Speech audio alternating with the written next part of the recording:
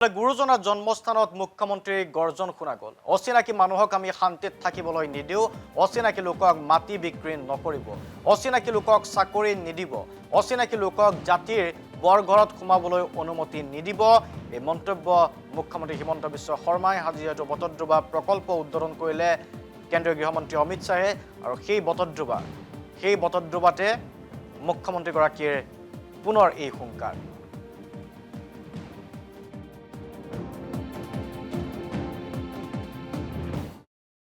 যেতিয়ালৈকে আমাৰ দেহত শক্তি থাকিব, এই অচিনাকি লোকসকলক আমি শান্তিত অসম ভূমিত থাকিবলৈ নিদিওঁ।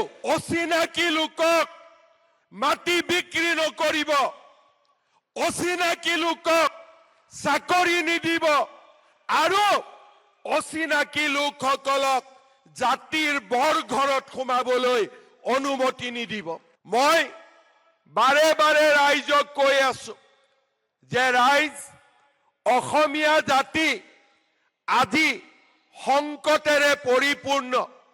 চাৰিওফালে আমি এচাম মানুহৰ দ্বাৰা পৰিবেষ্টিত হৈ আছো, যিসকলে শংকৰ আৰু মাধৱৰ জীৱন দৰ্শন বুজি নাপায়।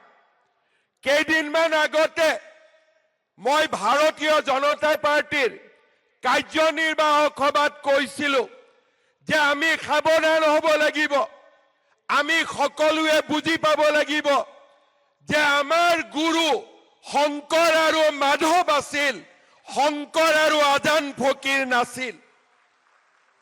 আজি আমাৰ সেকুলাৰিজিম কৰা ব্যক্তিসকলে মহাপুৰুষ শ্ৰীমন্ত শংকৰদেৱৰ লগত আজান ফকীৰক সংলগ্ন কৰে। মই তেওঁলোকক সোঁৱৰাই দিব খোজো, মহাপুৰুষ শংকৰদেৱ আৰু মাধৱদেৱ আমাৰ গুৰুজনা, তাৰ লগত আন কোনো নামৰ সংলগ্ন কৰা নহব, আন কোনো নাম জড়িত কৰা নহব। শংকৰ মাধৱ আমাৰ জাতীয় জীৱনৰ প্ৰাণ প্ৰতিষ্ঠাতা, আৰু সূৰ্য আৰু চন্দ্ৰ থকালৈকে শংকৰ মাধৱ আমাৰ গুৰু দুয়োজনা আমাৰ মাজত জীয়াই থাকিব। শ্ৰদ্ধা ৰাইজ, আপোনালোকৰ আশীৰ্বাদত আমি এখন চৰকাৰ গঠন কৰিছিলো, যি চৰকাৰে প্ৰধানমন্ত্ৰী ডাঙৰীয়াৰ আশীৰ্বাদত অসমলৈ বিকাশৰ এক গংগা নমাই আনিছে। কিন্তু আমি বিশ্বাস কৰো যে বিকাশৰ লগে লগে আমাৰ জাতিৰ পৰিচয়ও থাকিব লাগিব, জাতিৰ অস্তিত্বও থাকিব লাগিব। যদি জাতিৰ পৰিচয় নাথাকে, বিকাশৰ কোনো মূল্য থাকিব নোৱাৰে। বিকাশ আৰু জাতিৰ পৰিচয় যেতিয়া দুইটা একেলগে যাব, অসমীয়া জাতি বিশ্বৰ ভিতৰতে এটা মহাজাতিলৈ ৰূপান্তৰ হ'ব। সেইবাবে আজি আমি যোৱা 5টা বছৰ 10টা বছৰ নিৰলসভাৱে কাম কৰিছো।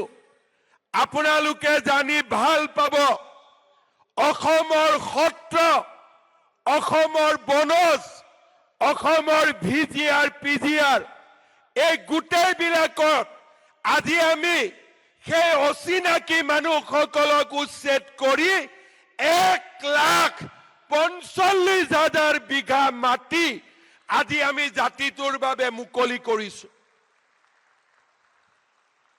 সংখ্যা কিমান?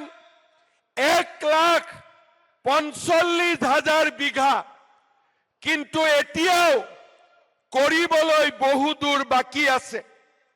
আৰু আমি আপোনালোকক প্ৰতিশ্ৰুতি দিছো যে যেতিয়ালৈকে আমাৰ দেহত শক্তি থাকিব, এই অচিনাকি লোকসকলক আমি শান্তিত অসম ভূমিত থাকিবলৈ নিদিওঁ।